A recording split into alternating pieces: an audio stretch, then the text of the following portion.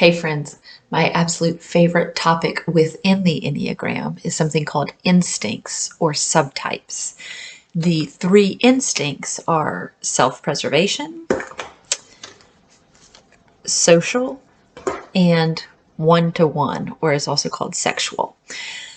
The reason I love the instincts so much is because having a different dominant instinct than someone you are in close relationship with might be what's actually leading more towards conflict rather than just your two different Enneagram types. So I have an example because this happened to me recently, and I thought this is the power of understanding someone that your spouse or someone you're in a close relationship with, understanding their Enneagram type and especially their dominant instinct. So my husband and I both have a dominant instinct of self-preservation. That means we are often or really a lot of the time, thinking about resources that could be depleted, which would be time, money, energy, think about food, exercise, rest, sleep, comforts. It could be any of those things under that kind of umbrella.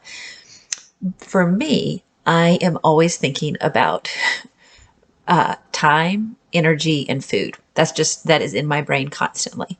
For my husband, how his self-preservation shows up is that he is constantly thinking about time and money. That's always in the back of his head. So here is an example of where I could have gotten my feelings hurt, but luckily I have enough Enneagram knowledge to say it wasn't about me. It was what was going on with my husband. So I have been shared before that obviously 2020 has been a challenge. And because we're still doing virtual schooling and I'm mainly in charge of it. So I recently commented to my husband, I said, my anxiety is really getting bad. It's starting to keep me up at night, and I don't normally have anxiety. Normally depression is my go-to. And I said, I've called my psychiatrist and I can't believe it, but he moved to Hawaii. I had no idea, but luckily he can still see me over telemedicine and it's going to be fine. So I have an appointment with him.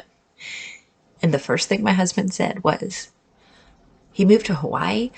You need to check and see if he's increased his fees because, back when he was in Georgia, he might have changed his fees now that he's in Hawaii. Can you check about that before your appointment? Now, when I first heard him say that, my first thought was, I'm telling you that I'm having major anxiety and I've called a psychiatrist, and your first thought is how much the payment might be. However, I know that he is self-preservation dominant.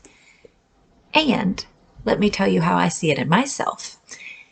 How my self-preservation comes out. I constantly have a water bottle with me everywhere I go, all the time. If I'm leaving the house, or actually if I'm in the house, I have a water bottle with me. And every day between 1 and 3 p.m., I have an iced coffee and some Oreos. It's just what I like. It makes me feel comfortable. It makes me feel safe and secure. It's a little bit of happiness to break up the middle of the day. And so on this particular day, when my husband and I were having this conversation, after I thought about it a little more, I thought, Emily, you left the house at 10 a.m. today. And at 10 a.m., I went ahead and packed an iced coffee and a bag of Oreos for my 2 p.m. snack because I knew I was going to be out of the house all day. So my food and comfort obsession is so prevalent in my life that at 10 a.m., I go on and know what I should pack for 2 p.m. These are not necessary things. These are just sheerly for my comfort and my routine. That's kind of both a little bit of 9 and a little bit of self-preservation. So my point in telling you this is, although my husband's first thought when I talk about a psychiatrist and anxiety was, well, what's the copayment going to be? That is no better or worse than me at 10 a.m. packing an iced coffee and my Oreos so that I can eat them at 2 p.m. We are both constantly thinking of self-preservation things. The beauty of learning this is that When you become aware of this, you can say, oh, it wasn't about me. It's just the operating system that is constantly going on in the back of their minds. I love the analogy that your instinct is kind of the difference between, like, you can have an Apple phone, or I guess they call it iOS. I'm so bad with technology. They both do phone things, but they have an entirely different operating system and running in the background.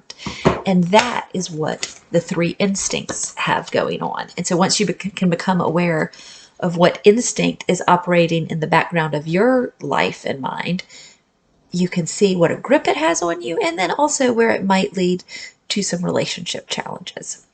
I teach the instincts as a 2-hour class. I really do it just for individuals or couples, not in a class setting because of COVID.